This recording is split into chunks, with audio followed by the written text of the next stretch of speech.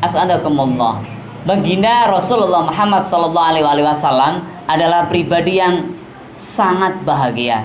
Sampai-sampai beliau mengatakan baiti jannati, rumahku surgaku. Bukan baiti kal jannah, rumahku seperti surga. Bukan, tapi beliau mengatakan baiti jannati, rumahku surgaku. Surga di dunia dan kelak pastinya surga di akhirat.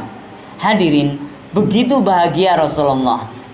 Tetapi kita bisa melihat apakah kehidupan Rasulullah dengan bergelimang harta, dengan cara pandang hidup yang kapitalisme, yang semuanya diukur dengan harta.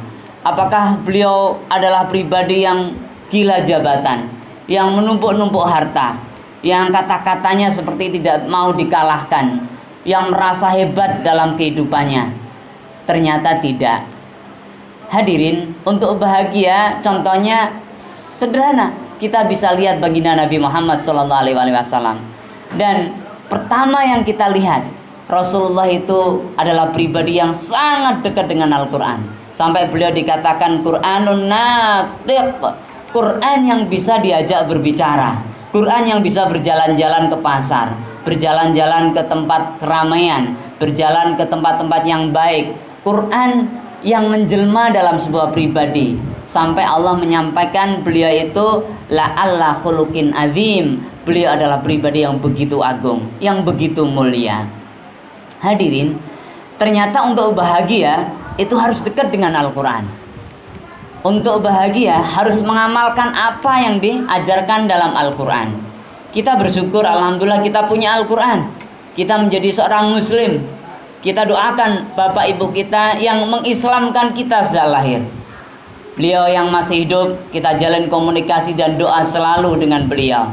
Yang sudah wafat, kita kirimin doa. Kita bacakan Fatihah, atau kita bacakan zikir apa saja, atau kita bacakan Al-Quran, atau kita niatkan amal ibadah untuk beliau. Insya Allah akan sampai sebagai waladun solehun yada'ula. Insya Allah. Hadirin, kita tidak lama hidup di dunia ini. Kita sekali lagi tidak akan lama. Paling kebanyakan antara 60 sampai 70 tahun. Dan kita dituntut tidak ada waktu yang sia-sia yang harus kita lewatkan. Sampai-sampai Allah sampaikan faida faraghta fansab wa ila rabbika farghab. Kita disuruh terus beramal soleh, terus beramal soleh. Syarat langsung kita sadar atau tidak, kita menapaki jalan-jalan takdir kita masing-masing. Kita punya mimpi ingin menjadi apa, anak-anak kita ingin jadikan apa, kita tidak tahu. Semuanya adalah tadayun, semuanya hal yang kita tidak tahu kepastiannya kecuali Allah. Maka tidak ada jalan kebahagiaan kecuali kembali kepada Allah. Hadirin asadakumullah, baginda Rasulullah Muhammad SAW memberikan contoh bagaimana cara bahagia itu. Ternyata cara-cara bahagia yang dicontohkan oleh Rasulullah sering kita lupakan. Sederhana sekali hadirin. Rasulullah itu ketika ketemu dengan seorang, dari jauh ketemu, itu sudah tersenyum sebelum keluar kata-katanya. Sudah tersenyum duluan. Kemudian mengucapkan salam siapapun dia, apapun agamanya. Dalam banyak riwayat disebutkan, kenal ataupun tidak, beliau mendoakan dengan Assalamualaikum warahmatullahi wabarakatuh. Masya Allah. Hadirin, dan ada yang mungkin terlupa, itu aspek lahiriah, aspek yang kita bisa lihat dengan jelas melalui banyak riwayat. Ternyata juga ada aspek batiniah, aspek yang tidak diketahui oleh orang, tetapi beliau mengajarkan formulanya, mengajarkan rumusnya. Apa itu? Baginda Nabi pernah berpesan, ma min abdin muslimin yada'u li akhihi bi dhahril ghaib illa qala al malaku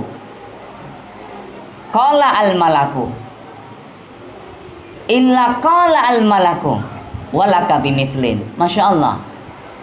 Baginda Nabi pernah berpesan, tidaklah seorang muslim itu mendoakan saudaranya tanpa sepengetahuan saudaranya tersebut, kecuali qala al malaku, berkatalah malaikat kepada kita, berkata bahwa walaka bimithlin, bagimu juga kebaikan yang sama.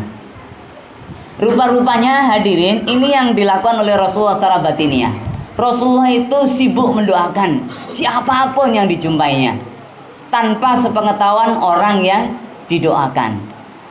Ini formula yang sering terlupa. Maka hadirin, siang ini khatib mengajak diri pribadi khatib dan kita semua yang hadir di sini bukan sekedar menampilkan wajah yang ceria untuk saudara-saudara kita, bermuka yang penuh dengan senyum, berkomunikasi dengan yang baik, tapi juga secara batin kita doakan mereka semuanya tanpa sepengetahuan mereka.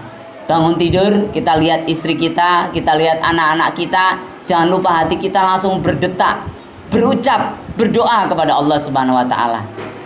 Bagi kita yang punya anak-anak yang masih kecil, yang sudah remaja ataupun yang sudah berkeluarga, bahkan kita yang sudah punya cucu, sekali ketika kita mengingat mereka semua, kita doakan.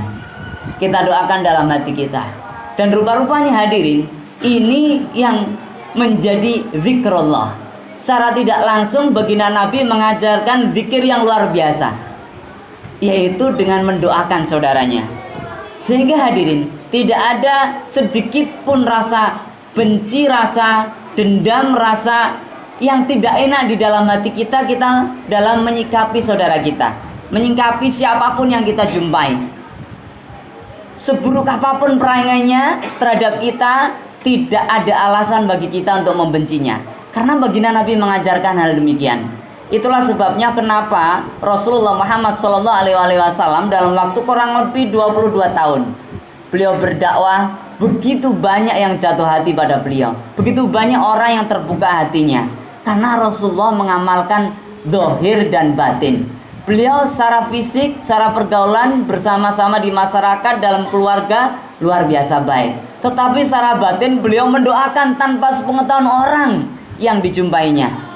Sehingga hadirin, kalau kita ketemu orang di jalan, siapapun dia kita doakan. Bahkan mungkin ketika kita naik motor atau naik kendaraan, mobil misalnya, kemudian ada orang yang masih muda, kita nggak kenal, mau nyerempet kita, nyalip kita, bahkan mungkin bisa membahayakan kita.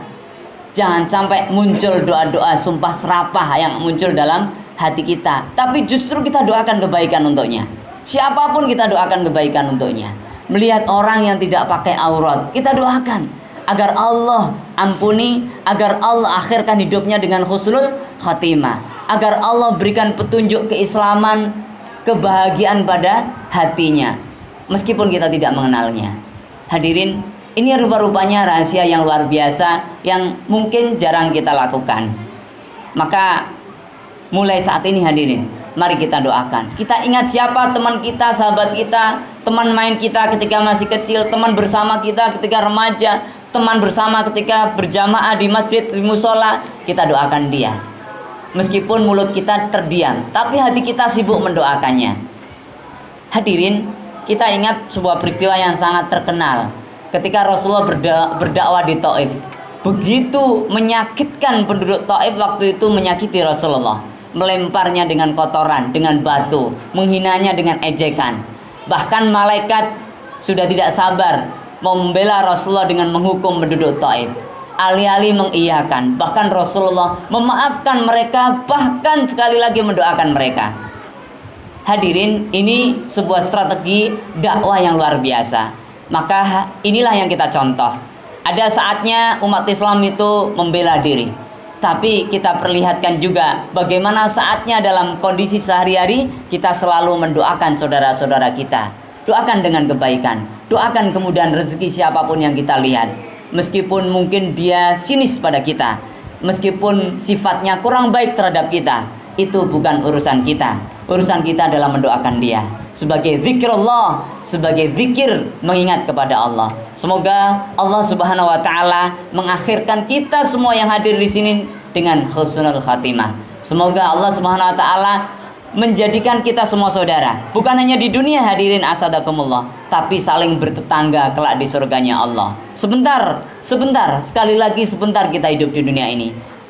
60-70 tahun. Kalaupun ada kelebihan, itu bonus dari Allah Subhanahu wa taala. Hadirin asadakumullah, Semoga Allah merahmati kita, semoga Allah memberkahi kita. Barakallahu li wa lakum bima fihi minal ayati wa dzikril hakim. Wa taqabbalallahu minni wa minkum tilawatah. Innahu wasamiul alim. Wa qur rabbighfir warham wa anta khairur rahimin.